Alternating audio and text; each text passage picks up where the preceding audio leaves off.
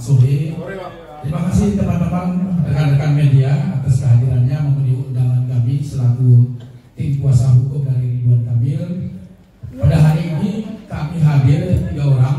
Saya perkenalkan, sebelah kanan saya Pak Heribertus Hartojo, kemudian sebelah kiri saya Pak Widya Nusa Patria.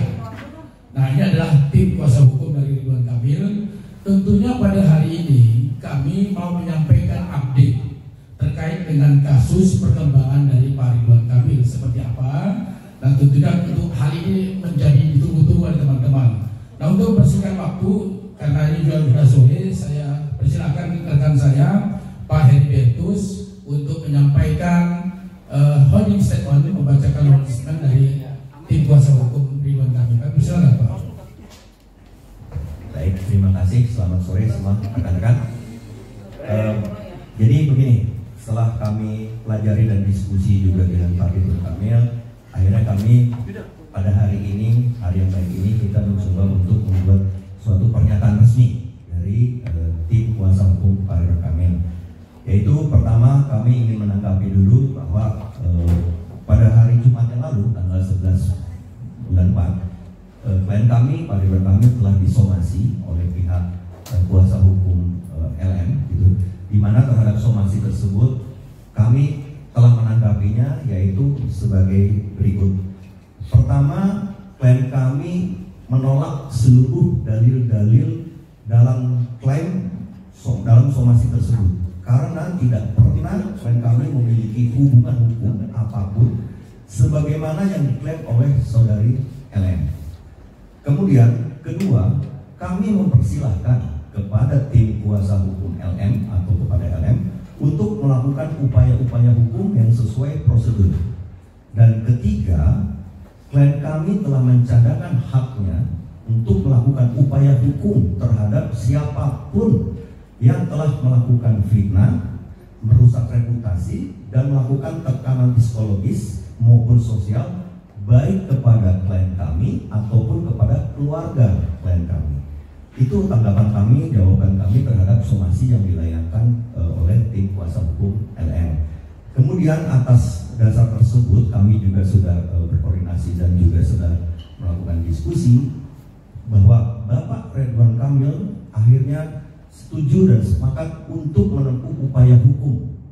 Dalam hal ini kami terus terang dengan Bapak Ridwan Kamil telah melakukan membuat laporan polisi dan pengaduan ke Mabes Polri, yaitu kami telah membuat laporan atas dugaan melakukan tindak pidana sebagaimana diatur dalam pasal 51 ayat 1 junto pasal 35 dan atau pasal 48 ayat 1 dan 2 junto pasal 32 ayat 1 dan 2 dan atau pasal 45 ayat 4 junto pasal 27A Undang-Undang Nomor 1 Tahun 2004 tentang transaksi dan elektronik ITE, informasi dan transaksi elektronik ITE, yang terjadi sejak bulan Maret 2025 terhadap seseorang yang secara melawan hukum dengan sengaja menyebarkan tuduhan atau klaim secara sepihak tanpa bukti hukum ke publik dan adanya pencemaran nama baik, di mana hal ini diduga dilakukan oleh saudari LM.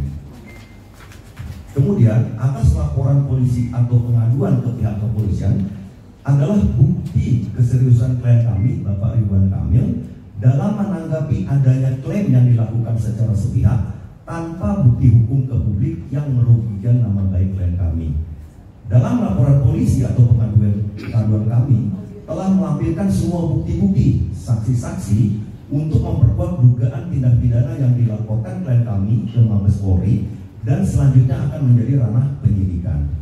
Kemudian laporan polisi atau pengaduan ini merupakan bentuk perlindungan hukum terhadap integritas pribadi dan kehormatan klien kami Bapak Ridwan Kamil serta upaya untuk memastikan agar semua proses berjalan secara profesional, transparan, akuntabel dan sesuai hukum yang berlaku. Statement penutup dari kami mengajak pada seluruh pihak untuk tidak terburu-buru menyimpulkan sesuatu sebelum proses hukum berjalan dan fakta-fakta diuji secara objektif. Kami percaya bahwa keadilan akan berpihak kepada kebenaran. Kami juga mengimbau kepada seluruh media dan masyarakat untuk menjaga ruang publik dari ujaran kebencian, spekulasi maupun disinformasi yang dapat memperkeruh suasana dan mencederai proses hukum itu sendiri. Kami berharap bahwa proses hukum ini akan mengakhiri seluruh polemik yang terjadi, dan kami meminta kepada siapapun untuk menghormati proses hukum yang sedang berjalan dengan segala konsekuensinya. Kami juga mengucapkan terima kasih dan penghormatan kepada seluruh pihak-pihak yang telah memberikan pendapat, komentar, unggahan apapun dalam bentuk media elektronik maupun media lainnya terhadap klien kami yang telah disampaikan dengan penuh tanggung jawab. Terima kasih, kami akan terus memberikan pembaruan kepada publik secara berkala dan bertanggung jawab. Jakarta, 18 April 2025, Tim Kuasa Hukum Ridwan Kamil. Terima kasih. Mari saya kembali Pak. Ya, makasih teman rekan-rekan media semuanya. Jadi inti dari holding statementnya ada dua tadi disampaikan, bahwa kami sudah menjawab somasi, bahwa somasi sudah kami jawab, bahwa terkait dengan upaya hukum sudah dilakukan oleh Pak Ridwan Kamil, yakni melaporkan ke Barreskrim. Nah, untuk itu mohon mungkin bisa ditampilkan, ini adalah laporan polisi yang kami dampingi Pak Ridwan Kamil.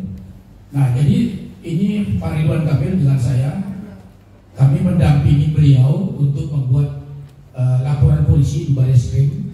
Jadi tidak ada rekayasa, karena ini semuanya adalah fakta, karena pendampingan beliau ini kami lakukan. Selanjutnya ini nomor polisi STPL. Nah, ini surat tanda terima laporan polisi bahwa benar Pak Ridwan Kamil sudah melaporkan ke Barreskrim secara hukum.